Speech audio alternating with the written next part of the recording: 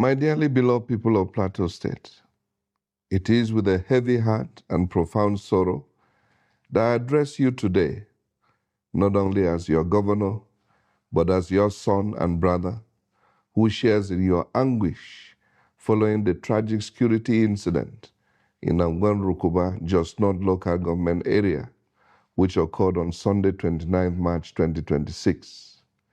This unfortunate event led to the loss of 28 innocent lives and left many others injured. I feel deeply the weight of the pain inflicted on our people. The victims were law-abiding citizens going about their normal activities when the enemies of peace unleashed this senseless attack at about 7:30 p.m.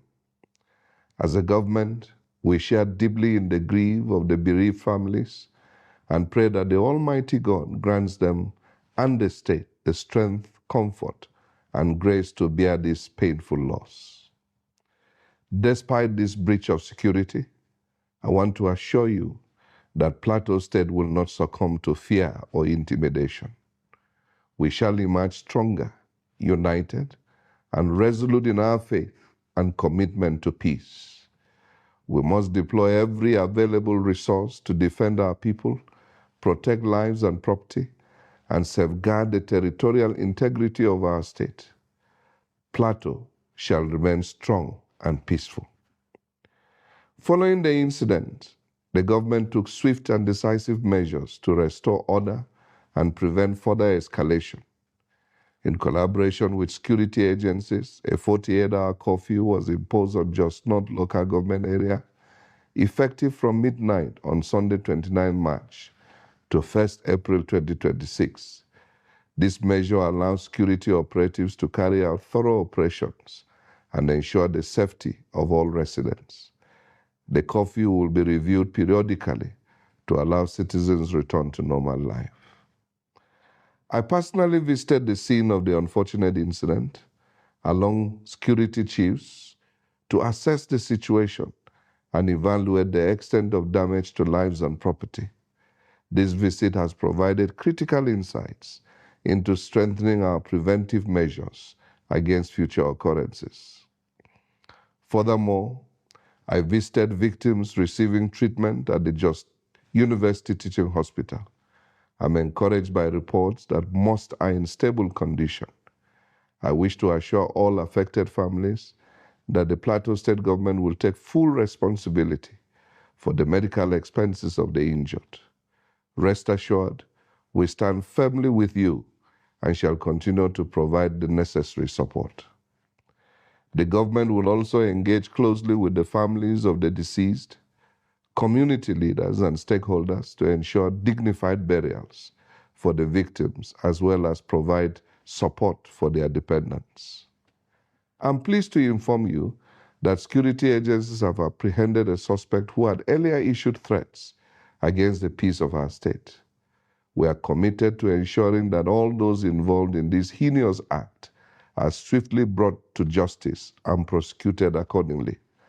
This time, we shall pursue the cause of justice to its logical conclusion to ensure closure for the victims, their families, and most importantly, the generality of the peace-loving people of Plateau State.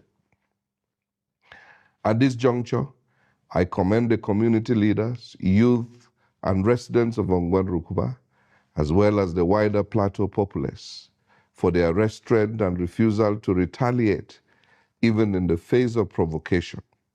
Your maturity and commitment to peace are deeply appreciated. I urge all citizens to remain vigilant and to promptly report any suspicious movements or activities to the appropriate security agencies for swift action, as security is a collective responsibility. Let me assure you that every necessary measure is being taken to apprehend the perpetrators and safeguard lives and property across the state. In furtherance of our commitment to strengthening security, we have convened a State Security Council meeting to review and reinforce our security architecture, ensuring it becomes more proactive and responsive to emerging threats. Consequently, I have directed security agencies to strictly enforce the law banning commercial motorcycle operators, Okada, within the Just Greater Master Plan. The Commissioner of Police will issue detailed guidelines in this regard. On behalf of Her Excellency the Deputy Governor, the State Executive Council, the State Security Council, and the peace-loving people of Plateau State, I extend my deepest condolences to all affected families. Our thoughts and prayers are with you. We also pray for the swift and full recovery of the injured. This tragic incident serves as a solemn reminder of the need for unity, vigilance, and collective responsibility. Let me reiterate the unwavering commitment of this administration to protecting lives and property and ensuring lasting peace across Plateau State. We shall continue to work closely with security agencies to restore calm, bring perpetrators to justice, and prevent any reoccurrence of such acts. I call on all residents to remain calm, law-abiding, and to resist any temptation to take the law into their own hands. Plateau State has long stood as a beacon of peaceful coexistence, and we must not allow the actions of a few to destroy the harmony we have built over the years. I urge community leaders, youth groups, religious leaders, and all stakeholders to partner with government in promoting dialogue, tolerance, and mutual respect. Together, we will overcome these challenges and build a more peaceful, secure, united, and prosperous Plateau State. May God comfort the bereaved, heal the injured, and grant our dear state enduring peace. Thank you, and God bless Plateau State. Yeah. Having listened to the executive governor of Plateau State after the wicked and the gruesome unaliving of innocent citizens in Gedengwa community in Plateau, Jos, Plateau State, I discovered that obviously there is no hope and no future for Nigeria. Now, here in this video today, I will want to say a few things and ask one or two questions. I will want to point out one or two things and ask one or two questions. Now, the governor, in all that he said, in all these his rhetorics, was that the people that were unalived are going to be given a befitting burial. And that there's not going to be anything like mass burial for them, that they'll be buried individually. That's a progress. And that the ones in the hospital, that their hospital bills will be taken care of by the state government. And that the families of these people that were unalived, I mean, the families of the deceased, I don't even know what he said he will do for them. And I don't even know what the Plateau State government intends to do for them. Now, I come to ask myself, for how long have this been going on in Plateau State? This year alone, how many attacks have Plateau State received under the watch of this same man, this same governor that is talking today, under his watch? How many horrible attacks has happened in his state? Now, he is promising the people that they will be protected. By who?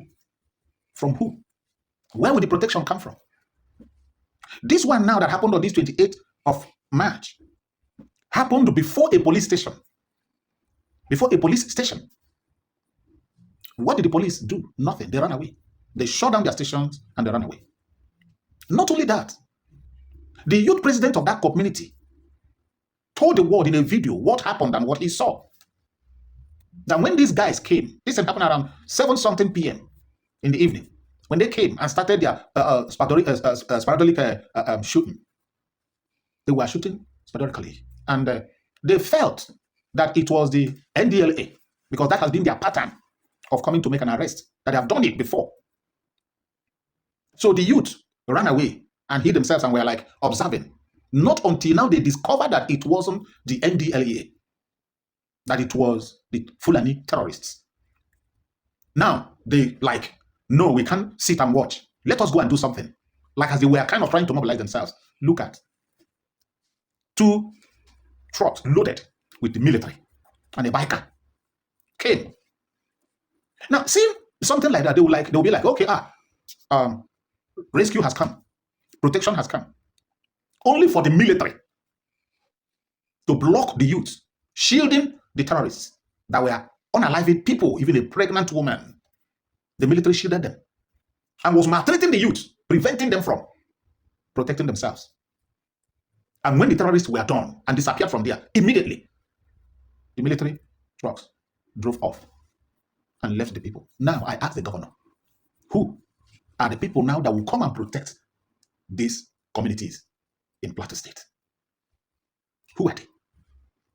You see, I am sorry for those of you, permit me to use the word now, those of you Nigerians, more especially the youth in the social media, that will always talk about one Nigeria, one Nigeria, one Nigeria, one Nigeria. Where the whole thing just got me pissed off is on the ground that these people are suffering and smiling. And I want to ask every right-thinking person in Nigeria, please, I want to ask, what has this one Nigeria profited or benefited you? How have you benefited in this one Nigeria stuff? How? Is it in the area of infrastructure? Is it in the area of cost of living? Is it in the area of security? Is it in the area of light? Is it in the area of good road? Tell me, where has this one Nigeria benefited you? Think about it. If you have an answer, please, let's see it in the comment section. Again, like I've always said, and I want to repeat, Plateau State happened to be the state of retired General Yakubu Gowon, who in this word, this word that the so-called Fulani elders are using today, was the word of retired General Yakubu Gowon, that the unity of Nigeria is sacrosanct, that he fought to keep Nigeria one. Yakubu Gowon, see the Nigeria that you fought to keep one. You unalived people to keep Nigeria one. Today they are unaliving your people to keep the one Nigeria going. Yes, but I want to tell you, Yakubu Gowon, that the innocent soul of these people from Plateau State, as they are crying, you'll be feeling the pain of their tears wherever they are. Yes. Even in Buhari's own word, he said that the peace of Nigeria, that the unity of Nigeria is non-negotiable. Can you imagine that?